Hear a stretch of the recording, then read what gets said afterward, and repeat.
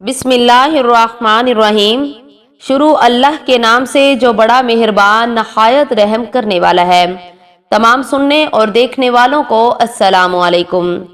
یہ قاعدہ کلیہ ہے کہ جہاں دو چار تنفس رہتے ہوں وہاں اگر عام طور پر محبت و الفت جلوہ گر ہوتی ہیں تو کبھی کبھی ان میں ناراضگی بھی کار فرما ہو جاتی ہیں، اور یہ بھی دستور ہے کہ جب دو نفوس میں محبت حد سے بڑھ جاتی ہے تو وہ شکر رنجی کا لطف بھی اٹھاتے ہیں، تو پھر جب ان میں صفائی ہوتی ہے تو وہ محبت پہلے سے بھی زیادہ شفاف اور مستحکم ہوتی ہے۔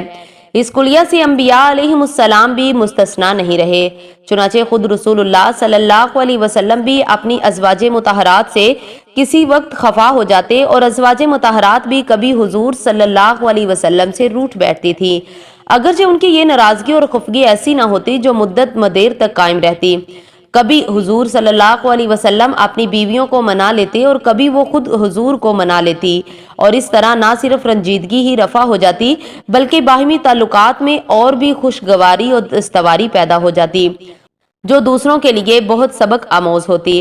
حضرت علی اور حضرت فاطمہ الزہرا رضی اللہ تعالی عنہم تو آخر رسول اللہ صلی اللہ علیہ وسلم کے شاگرد تربیت یافتہ تھے، ان دونوں میں بھی باہم ناراضگی ہو جاتی تھی، کبھی فاطمہ روٹھ جاتی اور کبھی علی خفا ہو جاتے، لیکن بہت جلد ان میں صلح بھی ہو جاتی جو زنو شوئی یعنی مرد اور عورت کے لیے باہمی تعلقات پر اچھا اثر ڈالتی، اور دیکھنے سننے والے اس سے عمدہ اثر لیتے۔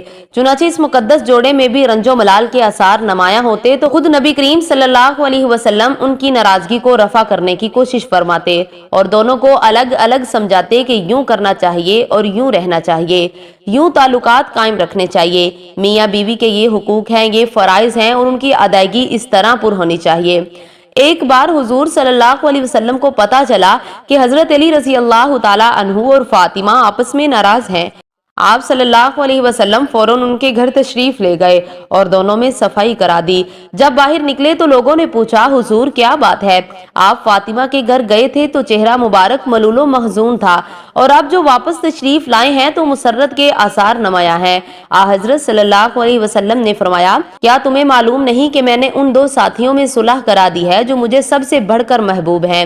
ایک دفعہ حضرت علی رضی اللہ تعالی عنہ سیدہ فاطمہ الزہرا رضی اللہ تعالی عنہا سے ناراض ہو کر گھر سے چلے گئے، مسجد نبوی کی ایک دیوار کے ساتھ لیٹ گئے۔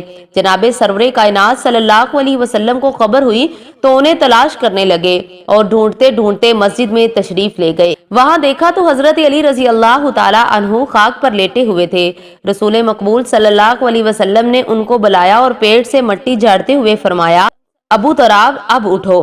اب بس اتنی سی بات سے ان کا غصہ جاتا رہا اور وہ گھر چلے گئے۔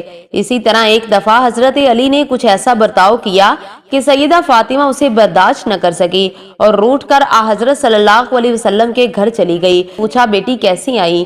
جناب بطول نے سب واقعہ سنا دیا کہ حضرت علی نے مجھ سے یہ کہا اور یوں کہا ہے، اب میں ناراض ہو کر چلی آئی ہوں۔ نبی کریم صلی اللہ علیہ وسلم نے فرمایا، حضرت علی کے گھر چلی جاؤ، ان سے معافی مانگو، ورنہ یاد رکھو اگر تم آج اس حال میں مر جاؤ کہ علی تم پر ناراض ہوں تو محمد تیرے جنازے میں شریک نہ ہوگا۔ اس کے بعد آپ نے سمجھایا، بیٹی عورت کا سب سے بڑا فرض یہ ہے کہ وہ اپنے خامد کا کہا مانے، اس کی فرما بردار ہو کر رہے۔